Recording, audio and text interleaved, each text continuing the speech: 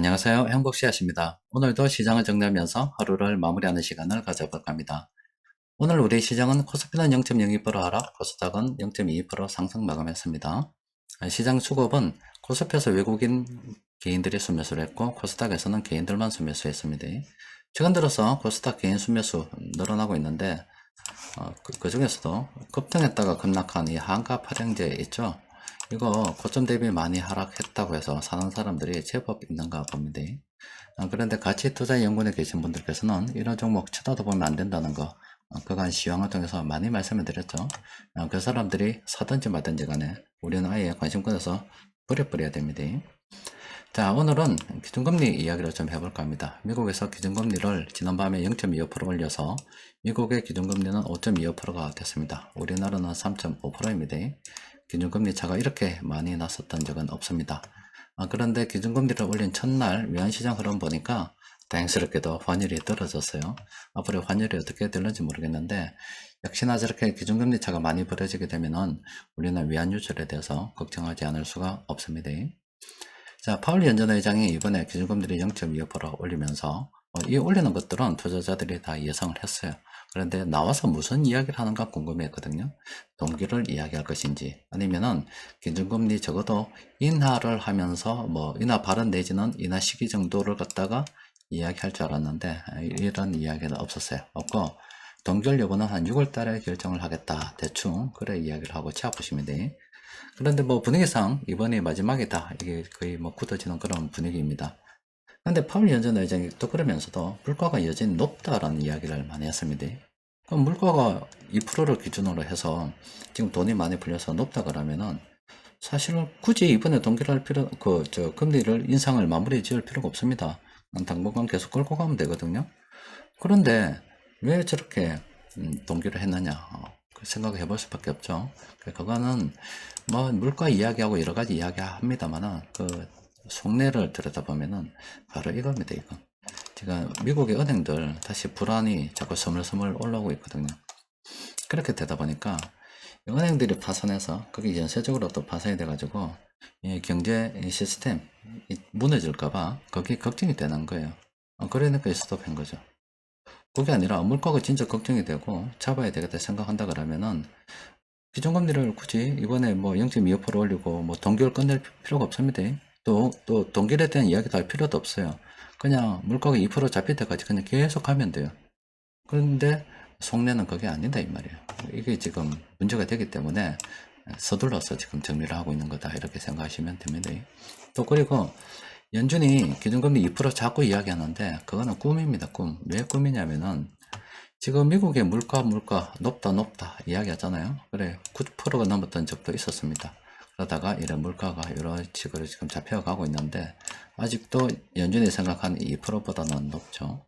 그런데 2%라고 하는 게 정말 꿈이라고요. 왜냐면 좀 먼 기간을 좀 더 아예 멀리 볼까요? 보면은 지금 물가가 이렇게 낮았던 시절이요. 지금 1960년대 이때 조금 있었고요. 지금 최근 들어서 이때 있잖아요. 이때. 그러면 이 1960년대 저 때만 해도 우리나라도 지금 저때 그 정말로 뭐 머리 팔아서 잘라서 팔던 시절입니다. 나라에 팔 게 없어가지고 정말 고생 많이 했던 시절이죠. 우리나라도 미국에게 저가로 물건을 많이 대주던 시절이 있었습니다. 그런데 중국이 개방되고 난 다음에 그 전 세계에 세계 공장 역할을 하면서 싼 가격에 많은 것을 공급했습니다. 중국이 저렴한 가격에 물건을 많이 공급해 줬기 때문에 2%를 유지할 수가 있었지요. 그런데 지금 중국이 예전하고 다르다 아닙니까? 그렇게 되다 보니까 또 돈도 예전보다 훨씬 더 많이 풀렸죠. 그래서 지금은 훨씬 더 지금 높은 상태인데 예전같이 이런 시기로 좀 갔으면 좋지 않겠나 생각을 하는데 역사적으로 보세요. 이렇게 물가가 안정적으로 이렇게 흘러가던 시기가 물론 길었지만은 2%보다 훨씬 높았던 시기도 훨씬 더 많았다는 것을 우리가 알아야 됩니다. 자꾸 연준에서 2% 하는데 그것도 우리 좀 꿈을 꿔야 됩니다.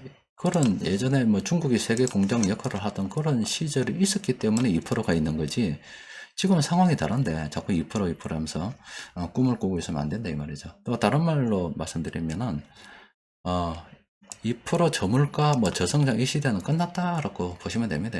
앞으로는 우리가 좀 고물가에 익숙해져야 된다. 이렇게 생각해 볼 수가 있습니다. 연준에서 자꾸 2%저 핑계 잡는 거 말도 아니다 이 말입니다. 물가가 중요한 게 아니고 지금 파산 때문에 저들이 금리 인상을 멈출 수밖에 없다. 이 말씀 좀 드리는 겁니다. 또 그리고 향후 물가가 높다 그러는데 지금 저 유가 있죠? 유가 지금 이렇게 하락하고 있잖아요. 유가 하락하는 거는 다시 또 물가에 영향을 미치게 되겠죠.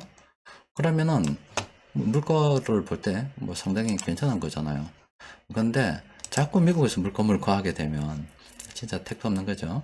근데 이제 유가가 또 이렇게 되면 또 감산 이야기도 나오겠지만은 그보다 더 중요한 거는 이제 기준금리에 대한 이야기는 완전 끝났다니까요. 이건 끝나고 또 미국에서 뭐 2% 이것도 끝났고 앞으로 우리가 고물가에 좀 적응을 해야 되는 거고, 그리고 유가가 이렇게 떨어진다는 것은 앞으로는 경기 침체라는 단어가 시장의 중심 우뚝 설 겁니다.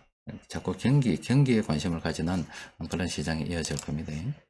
그리고 우리나라 같은 경우 오늘 참 다행스럽게도 이렇게 외환시장에서 환율이 많이 떨어졌습니다. 와, 미국에서 기준금리를 올렸음에도 불구하고 또 1.75% 차이가 남에도 불구하고 많이 떨어졌어요. 근데 뭐 지금까지는 충분히 이해된다 그랬죠. 다음 달에 만약에 기준 환율이 이렇게 오르면 이거 진짜 골치 아프다라고 말씀드렸잖아요. 그래서 만약에 이제 정말 최악의 경우는 미국에서 이번에 기준금리 인상을 갖다가 중단하는 거는 정말로 내면의 숨은 본심은 속내는 은행 파산이 걱정이 돼서 그렇다 이 말이에요. 파산 이야기입니다. 돈이 줄어드니까 파산한다 이 말이에요. 그러면은 이 파산에 대한 우려가 돈을 못 벌면은 또 이자를 제대로 납입하지 못하면은 저런 일이 벌어지고, 또 요즘 은행에서 돈을 빼내면 뱅크런이 발생되면 또 그렇게 되는 거잖아요. 심리적인 부분이 크게 좌우를 한다고요.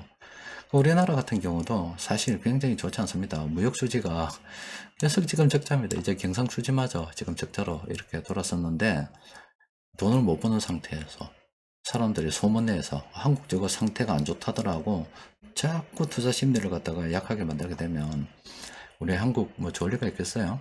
우리 지금 한국의 지금 무역 수지나 경상 수지 이런 것들이 빨리 개선이 돼야 되는데, 환율이 높아진다는 것은 그런 걸 갖다가 부각시켜 보겠다는 내심 심리도 있다는 걸 여러분들께서 생각을 해보면서 환율의 어떤 추이 관심을 가지고 살펴봐야 됩니다.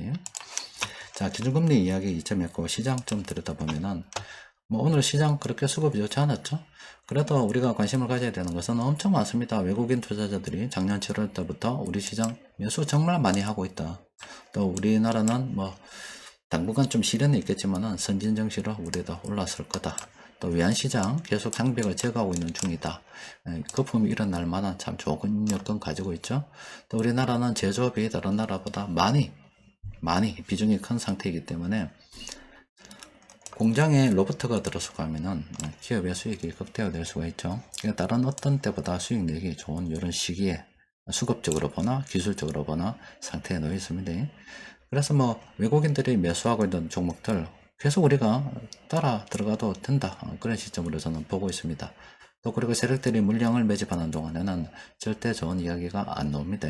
그런 세력들의 의도를 간파하고 주식시장에 돌아가는 메커니즘을 충분히 이야기되면은 요즘 뭘 해야 된다는 거 여러분들이 다 알고 계실 겁니다. 또 그리고 의약품 업종은 누누이 말씀드립니다만은 우리나라 인구 구조를 볼 때 정말로 괜찮다. 또 그리고 전 세계도 늙어가고 있다.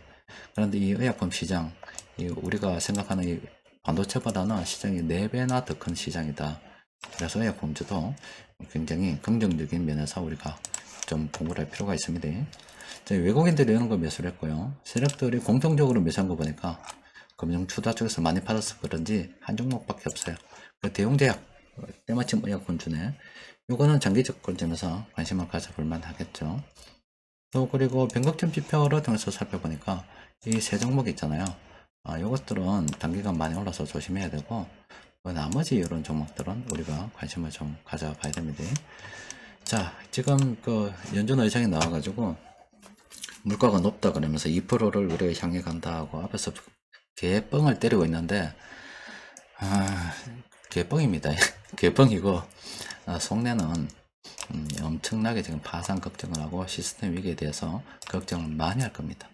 그리고 자꾸 달성하지도 못하는 뭐 2% 물가 이런 이야기, 머지않아서 들어갈 거야. 들어가는 게 앞서 본 것처럼 1960년대 뭐고 70년대고 상관에 우리나라가 세계 공장, 뭐 전체 공장은 아니지만은 미국에 물건을 싸게 공급하던 시절이 있었습니다. 우리나라도 그렇게 했었어요. 그리고 1990년대 중국이 개방이 되면서 오랜 기간 동안 세계 공장 역할을 했기 때문에 이 저물가가 유지가 된 거지. 지금 뭐 그런 게 없는데 무엇을 가지고서 지금 물가가 높아지겠어요.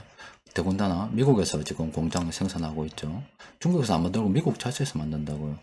미국 아들이 중국 애들보다 월급이 얼마나 많은데, 그러니까 물가가 월급이 높아지면 조금 물가 상승 압력을 높일 수밖에 없죠. 그 유럽도 이제 반도체 자기들이 만든다 그러고 막 이야기하고 있거든요. 그러면 유럽에서도 자기들이 뭐 알아서 만든 부분들이 있겠죠. 그러면 유럽 애들이 중국 애들보다 임금이 높잖아요. 그러면 이것도 고물가로 가는 거죠. 그런데 이렇게 되는데 어디서 뭐 물가가 떨어져요? 이 프로젝트는 꿈입니다, 꿈. 앞으로는 이 고물가 시대에 우리도 좀 적응을 해야 됩니다. 자, 오늘은 여기까지 정리하도록 하겠습니다. 이상입니다.